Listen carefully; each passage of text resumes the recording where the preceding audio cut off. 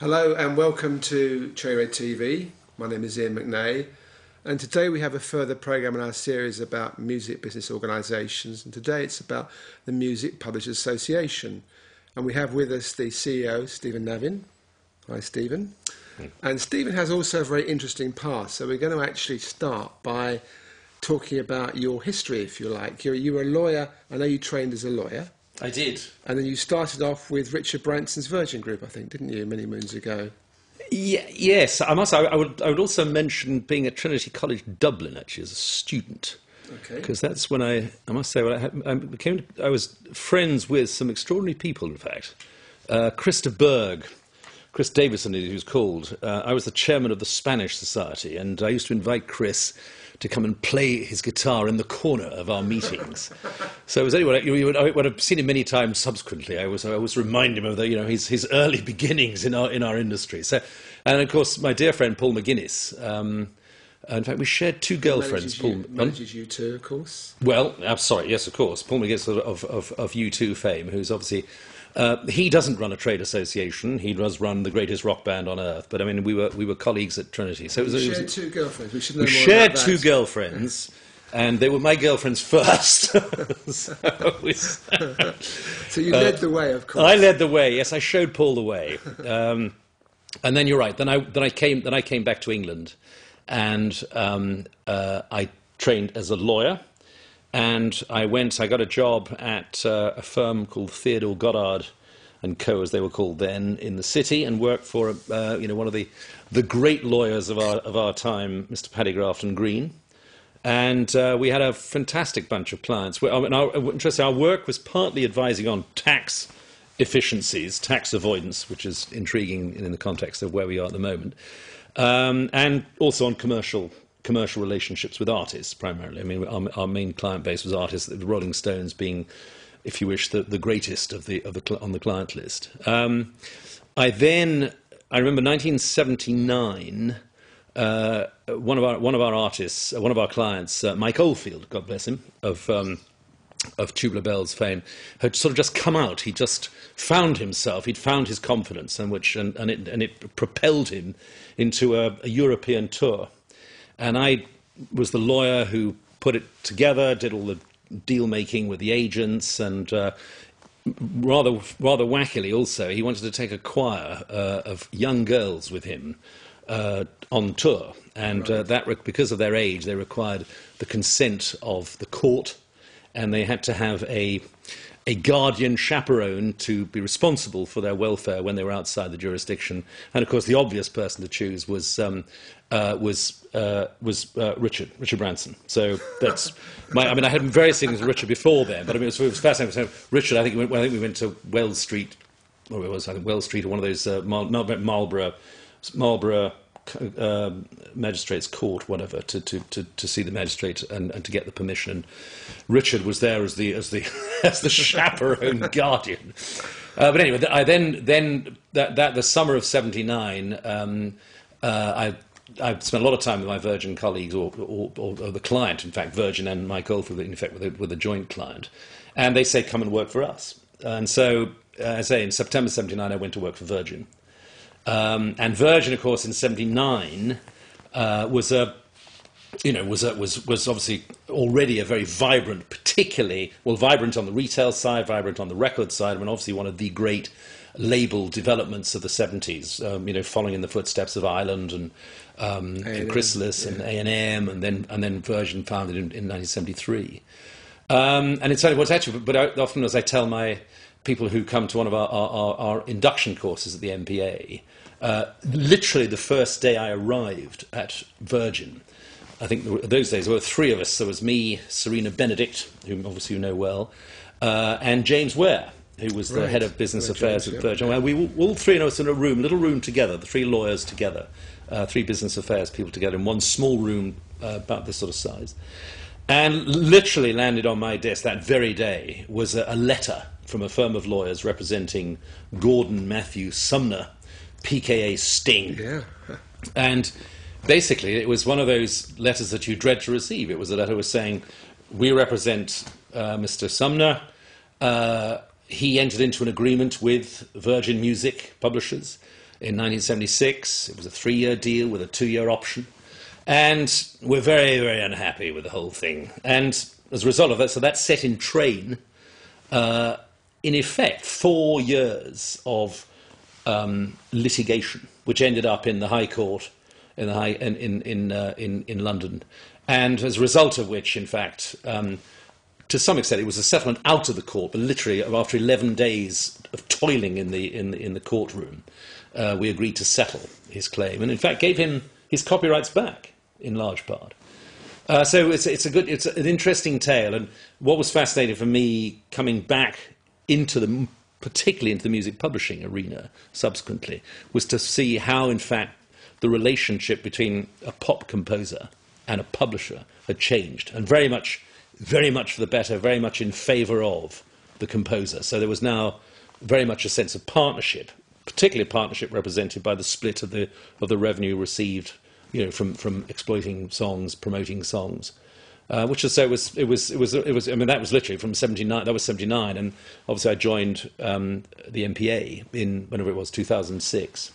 So I'd sort of I wasn't involved with publishing too much. If you want to carry on my career, I mean, when at Virgin, I stayed specifically on the legal and business affairs side till about 83, 84, and then moved into, if you wish, more the television side of it, what was then called Virgin Vision.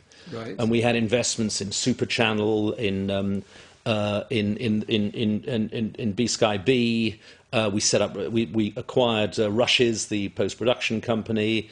So we also bought a video distribution company was then called VCL, which we then renamed as Virgin Vision, and that was in the business of acquiring rights in movies and then distributing them either theatrically through cinemas, sales to television, and then putting out on video cassette. So it was a kind of a whole vertical, all-in 360 film business that we'd acquired. But primarily the bulk of the revenue was to come through video distribution, and we had subsidiaries across the around the world, in the States, in Hong Kong. Fascinating business. I used to love going, because I ran.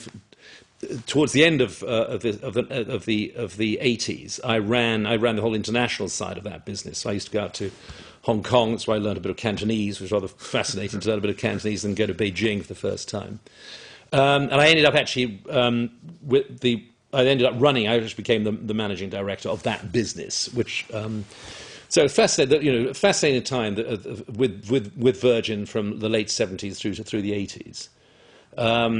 Because Virgin were at the forefront of so many new things at the time, weren't they? They were the new business model, if you like, in entertainment. Yes, I mean, it was, I don't know, it is the extraordinary, it's the extraordinary, that combination of the extraordinary name Virgin. I mean, obviously, to go on that first Virgin flight in 1984, I think Sheila MacLeod, God rest her soul, and I were an item then, and we went on the aeroplane on the inaugural flight. This is an aeroplane that had been in effect bought 3 weeks earlier. The airline it took 3 weeks to set up an airline, and that kind of ferocious pace of entrepreneurship.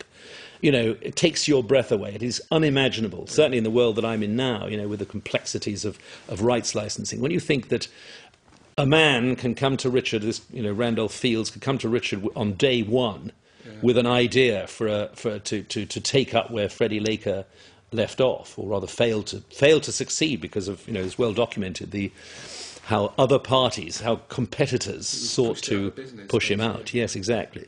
But how within 3 weeks, Richard had set the airline up, and they bought this it was a Boeing 707 from the Argentinian airline, and got that into service, and then off it was just, so if you were given that type of extraordinary, meteoric, bulldozing, exciting way of doing business, all of that kind of rubbed off, and across the whole of the Virgin business, there was that sense of, I don't want to hear about the problems, only solutions. How do I get from A to B?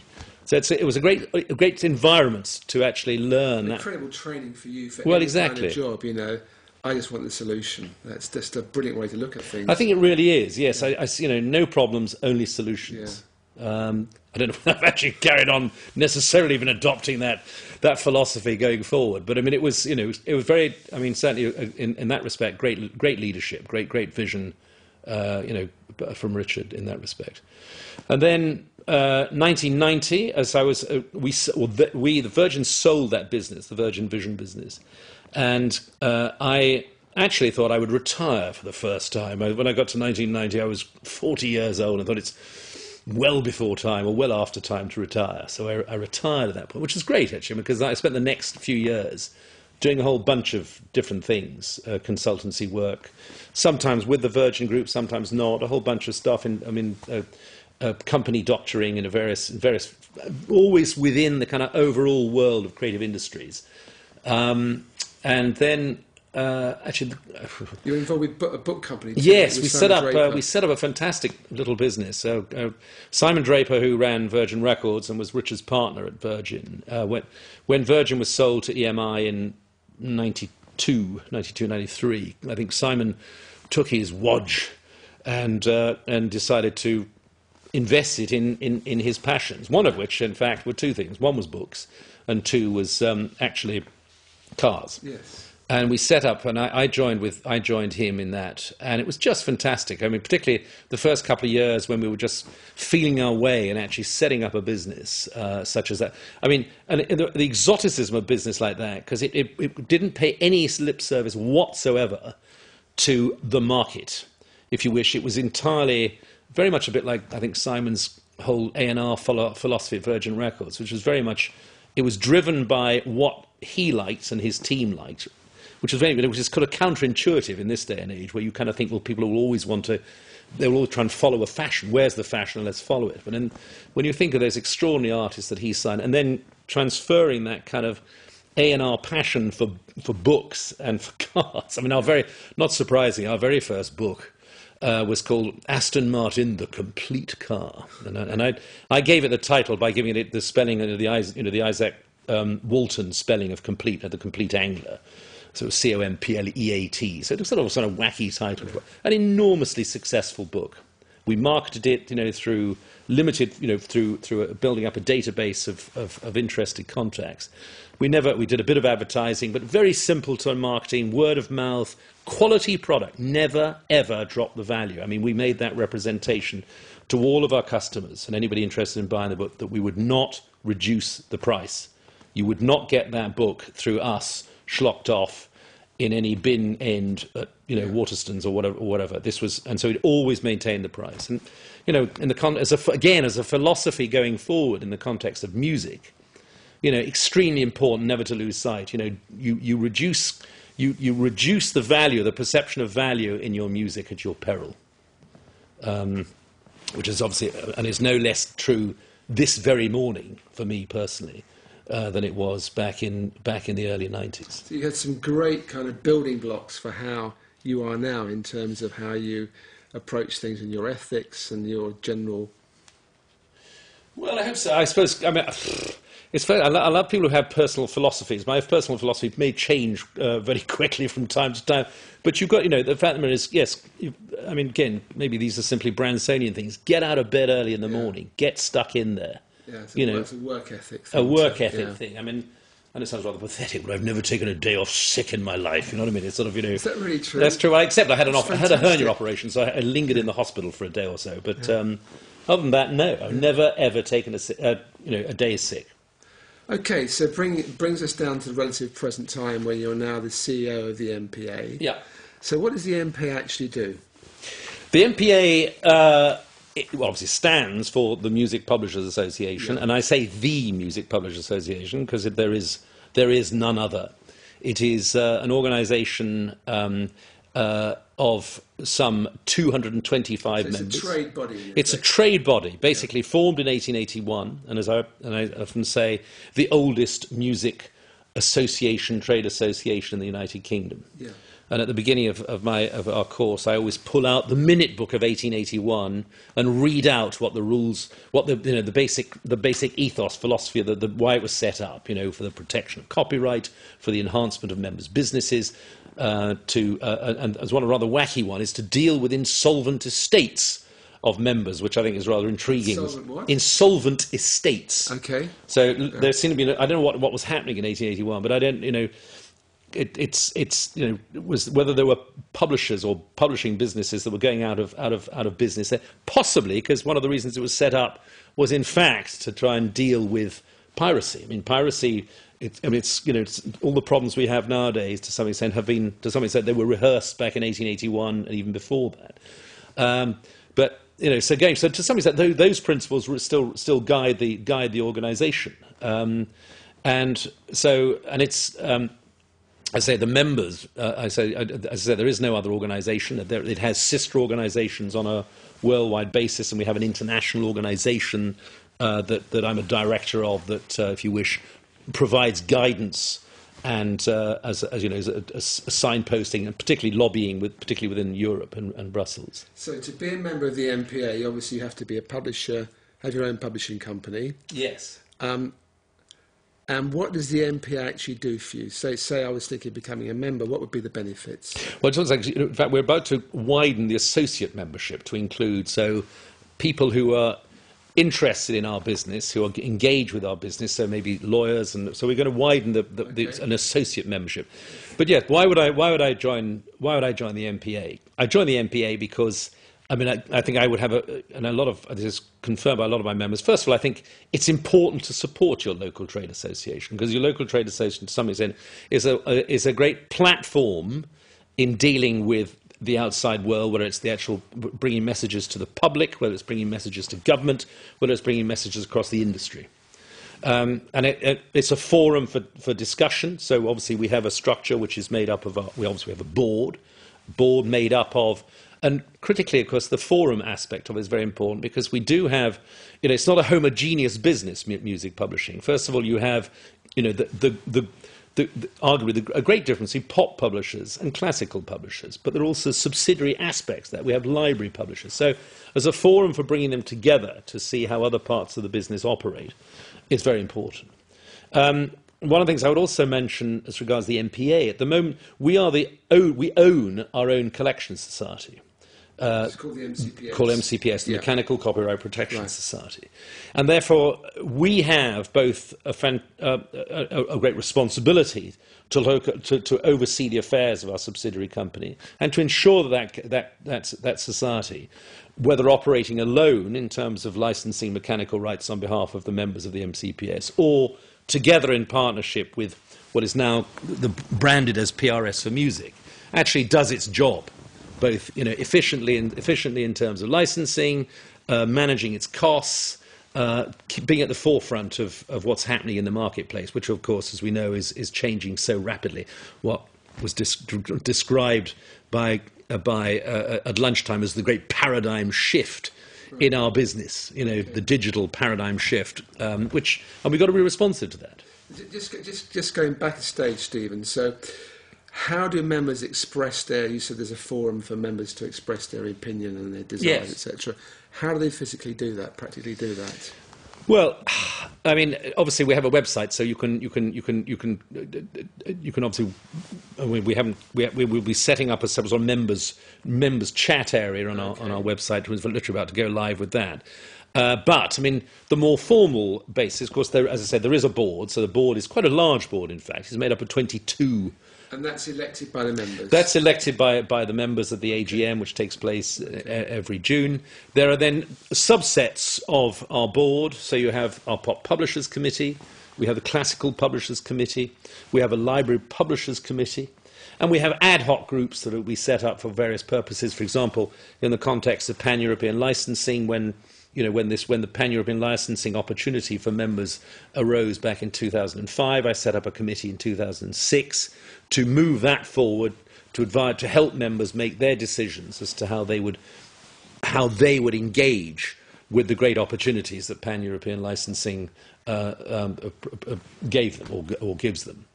So if somebody wants to get involved, they could stand for the board, they could try and get on the committees. Yes.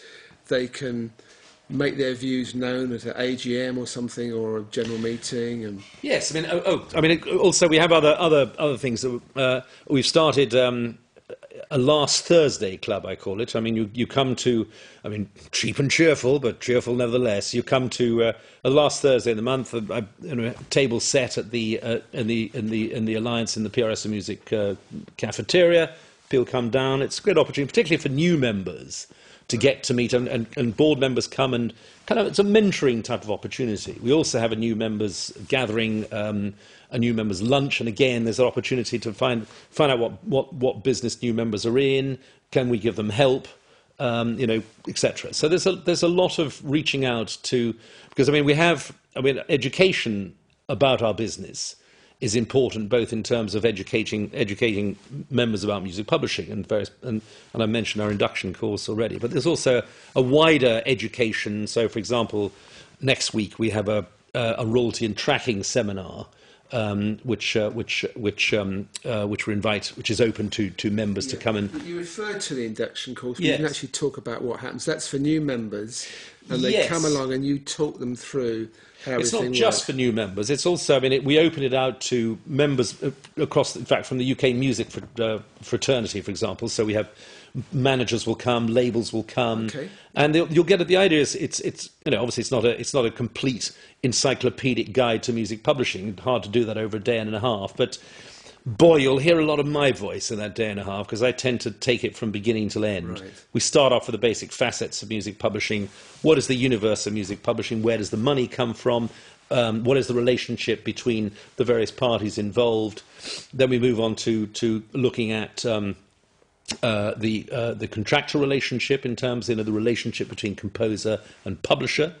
We then look at the underpinning copyright aspect. What is copyright in the context of music publishing, and which obviously is copyright is something that underpins. It's the linchpin. It's the cornerstone. Which underpins our ability to do business on a global basis, protected by copyright. And then we get the PRS of Music to come in and talk about what the business of collective licensing. And then we challenge that concept. Where I get Keith Loud comes in from the Academy of Contemporary Music, and he basically says, "Whoa, that all sounds great. Now, what's it like from the perception of what is crudely called the user? I mean, user as is a user a drug taker? Is a user a licensee like YouTube, if they're prepared to take up a license? Is it a user? Is it a customer? Is it a consumer? So it's one of those sort of words that are bandied around, which we have to use very carefully, it seems to me, right. what we mean by who is our customer. Right. And particularly nowadays, again, we need to distinguish between B2B, business to business type of relationship between copyright owners, or content owners, as they're nastily called, and on the one hand, and then business to customer. When people, copyright has now entered people's lives, because people are now great, producers. We can all make television programs, we can all make great music in our back bedrooms now.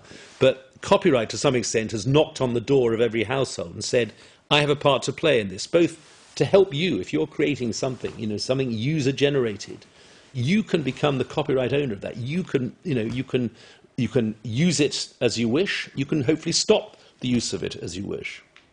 So anyway, and then it's a day and a half course, very popular, always oversubscribed, and of course, but then thereafter, we don't stop there. We have continuing education courses. Obviously, as I say, the royalty and tracking one is part of that. This sort of series that I call our demystification seminars about various parts of our business, and there's no question, it is getting a more complicated business.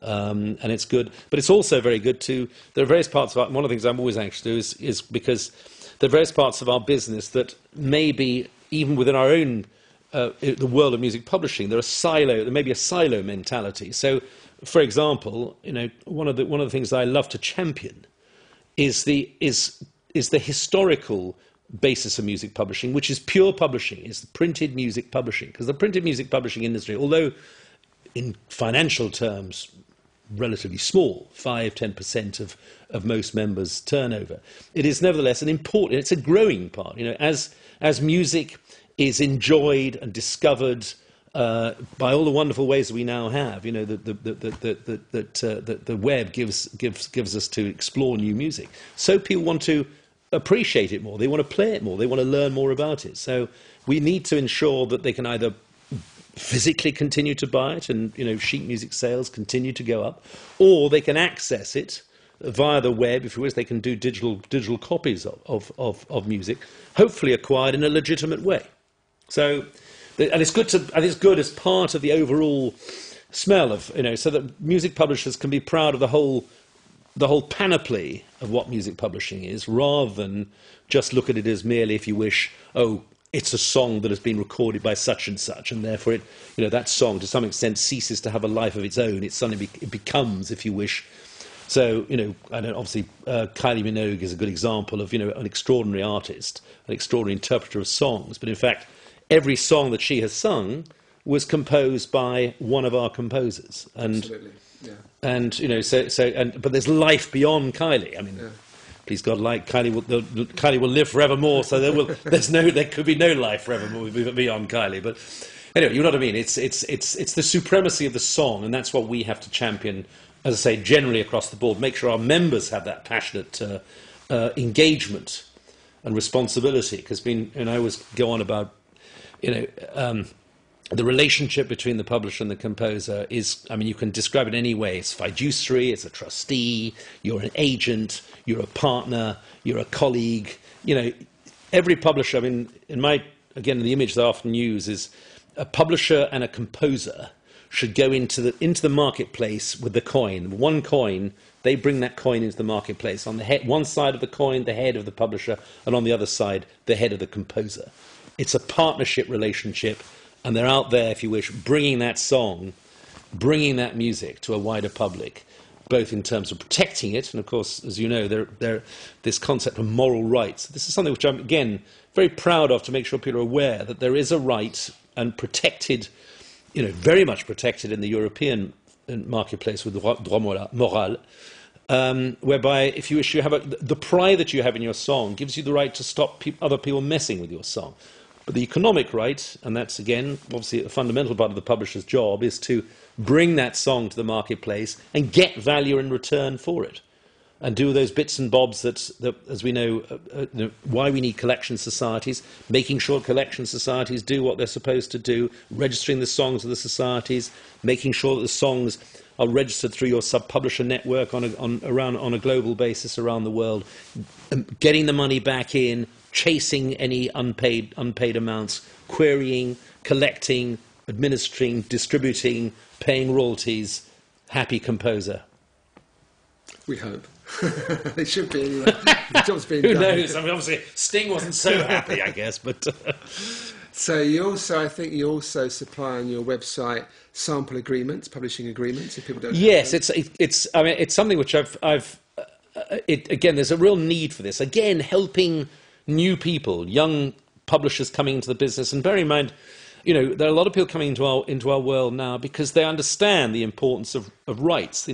Publishing isn't just some sort of slightly arcane, separate world, sort of similar to the recording process, but not quite so sexy. As far as it is all one. If you wish, the song and the recording of that song are such a dynamic combination, certainly in the digital marketplace. If you bring the two together, so what I'm saying is a lot of labels, obviously now particularly engaged with publishing. It's not, this is, people understand, and therefore it's important that people understand how to protect those songs, and therefore having an agreement which is fair and honest and truthful and whatever is extremely important. So I think very much part of my job, not just within our induction course talking about the relationship, but actually having agreements that MPA members can use. I'm not suggesting, there's not making any representations as to the agreement, but just giving them that flavour of what should be in a well-crafted agreement. So, yeah. And I think also, and you did hint on this earlier, touched on this earlier, that it's really good to have a place where people can meet fellow publishers, and your social events you have, and you have this wonderful lunch that you organise middle of December, just before Christmas, where everyone gets together and talks about different ideas and how things are going, etc. Well, I don't know if they do that so much. I mean, obviously, it's... Well, you're right. I mean, because it is a fantastic opportunity. I mean, it's one day in the year, but it's a day that, people mark in their diary. It is an exceptional event. It is an opportunity for all publishers to come together. And indeed the whole music industry, because, it is now, I'd like to think, publishers are engaged in every part of the music industry. Whether it's in the live performance sector, in the recording sector, in the synchronization world. I mean, if you wish, our music flows, seamlessly through every part of the creative industries. I mean, and therefore, the Christmas lunch, if you wish, is a wonderful moment to celebrate that and invite friends, colleagues, partners across the industry to come and let your hair down for a few hours. Absolutely. And I think one of the things I wanted to say before we close is that it seems to be like a new kind of thinking, which I think is very important, that the different parts of the music industry are working together more now, with the UK Music Organisation, which has been started fairly recently, which involves record labels, publishers, managers, agents, etc., all coming together and focusing on what we agree on, and not too much having little skirmishes on what we don't agree on. And that seems to be, it's necessary, of course, because the industry itself is under attack, if you like, from so many people trying to steal our money through pirating of various types, that it seems to me more important than ever that where we can, we work as a consensus, and where there are differences, we try and sort them out in a sensible way. And I think the MPA is probably leading the way, partly in doing that. Well, as you know, I mean, the genesis of UK music was, what I call the chassis of what UK music is built on is actually built on the chassis of what was British Music Rights, which was a really successful partnership between, if you wish, the music copyright fraternity, which was ourselves, the Composers Organisation, and our collection society, PRS and MCPS, now called PRS for Music. And upon that chassis, upon that strong chassis of those three partners, we built this bigger partnership of 8 major players, as you say, and it's again as an opportunity for people to come together and to some extent leave ego and issue outside the door with their shoes. So they stuff their egos and their issues inside their they leave. And they come in naked, hopefully. And it's working well. I mean, there's a real sense of wanting to work together. Because you say, we'll be, as an industry, we are not understood. We are seen to be a disparate industry. We're seen to, in the eyes of government, and don't forget, one of my roles before coming here was I was the music advisor at the DCMS. And I describe myself as a bridge, if you wish, between the industry on the one hand and government on the other.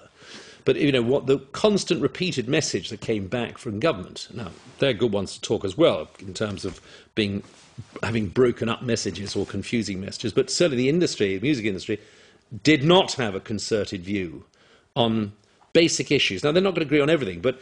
and I think that's... And UK music, if you wish, is a gradual evolution of that realization that as an industry we are very important, but we can be picked off, sliced and diced, and we can be gobbled up for breakfast by Google and the other boys. So we have got, we have got to not cling together because, obviously, we organise and mature. We could organise and mature, and with great chairmanship and leadership with Fergal and Andy there running it. It's a very, for us again, as that having that powerful tool hopefully makes one's job a lot easier. No, absolutely. Before we finish, anything else you want to say quickly about the MPA? Have we covered the important points?